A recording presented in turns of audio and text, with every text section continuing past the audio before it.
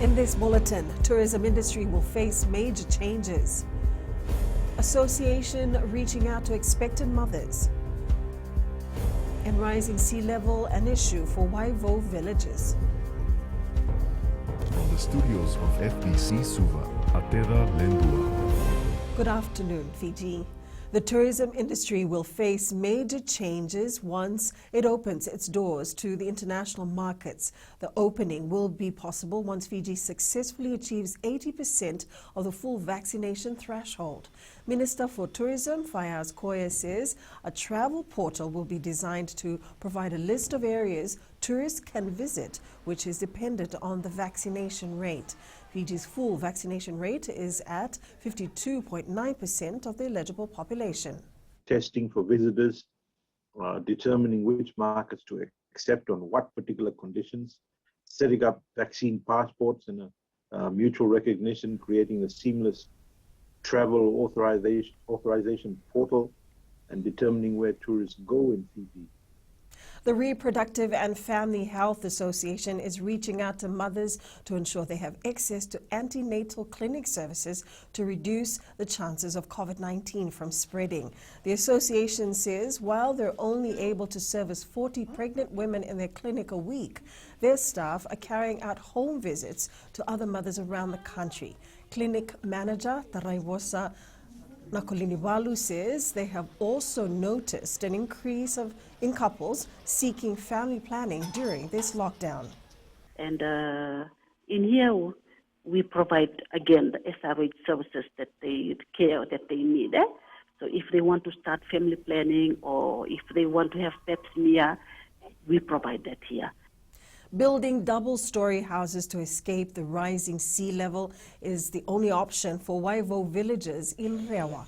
Turanganikoro Josefa Nabusolo says they've noticed a lot of changes and sea level rise has been getting worse over the years. Nabusolo says they're willing to relocate, however, this will require a lot of work. Waivo village in Rewa has over 100 houses with over 400 villages. We can relocate, but all these places are considered as wetland. The only thing we are doing is building two-story houses to be safe from the rising tides. The houses near the drains surrounding the village are always flooded. We are working together as a village to help find out ways to help address the issue. 49 public health infringement notices were issued for social gathering, which includes a number of people who gathered at a popular sandbank in Suva. 191 fines were issued from Monday to yesterday morning, with failure to wear proper face coverings topping the list. Commissioner of Police Brigadier General Sitiveni Ngilio says 100 fines were issued for failure to wear face mask and 14 for breach of curfew hours. 8 fines were issued in the Northern Division for failing to comply with the 2-meter social distance rule. The Commissioner of Police adds that other bookings were for failure to wear a mask in a public service vehicle, breach of containment, and failure to comply with orders regarding the consumption of kava and alcohol. A powerful earthquake struck Mexico's Acapulco late on Tuesday, killing at least 1 man and damaging buildings, including the control tower at the Beach Resorts International Airport.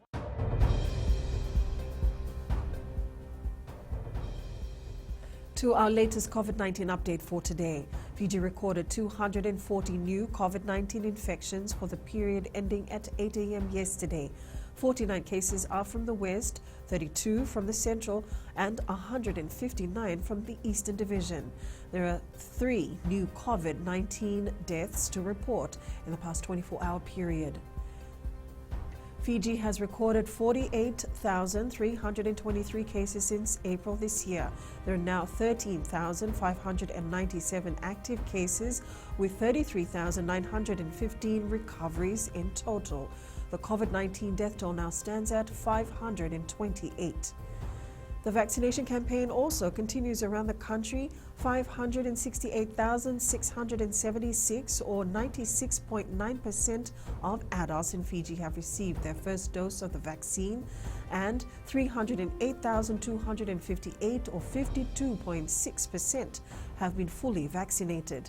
The 5 most vaccinated areas include Ba, Rewa, Nandrongai, Naitasiri, all of which are 100% first jabbed, then Nandi.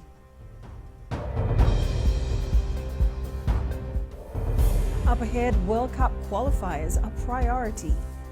And Touch Rugby on a mission. Stay with us.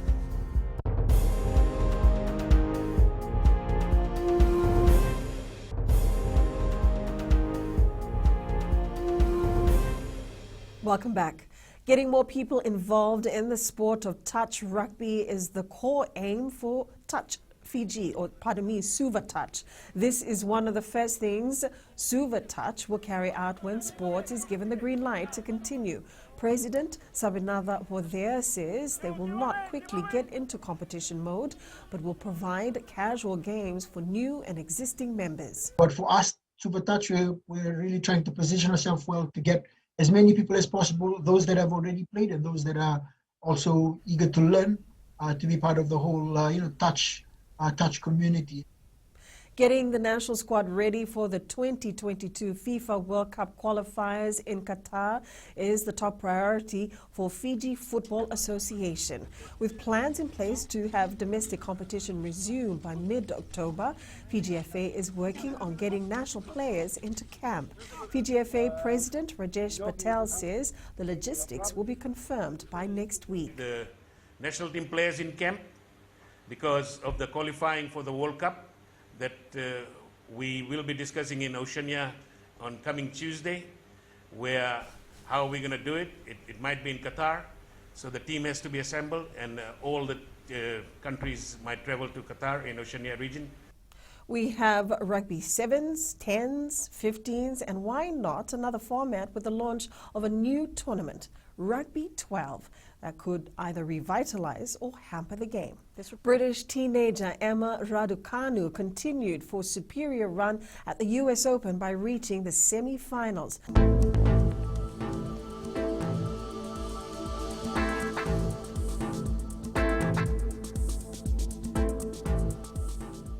A weak trough of low pressure continues to affect the Fiji group. Associated cloud and showers is expected to gradually drift southeastwards and affect parts of the country from later today. That's FBC News Now. Join us again for our 1-hour major bulletin at 7 p.m. And be sure to download the FBC app to access the latest in news, sports, and live radio broadcasts from any of our 6 FBC radio stations. Stay safe and good afternoon.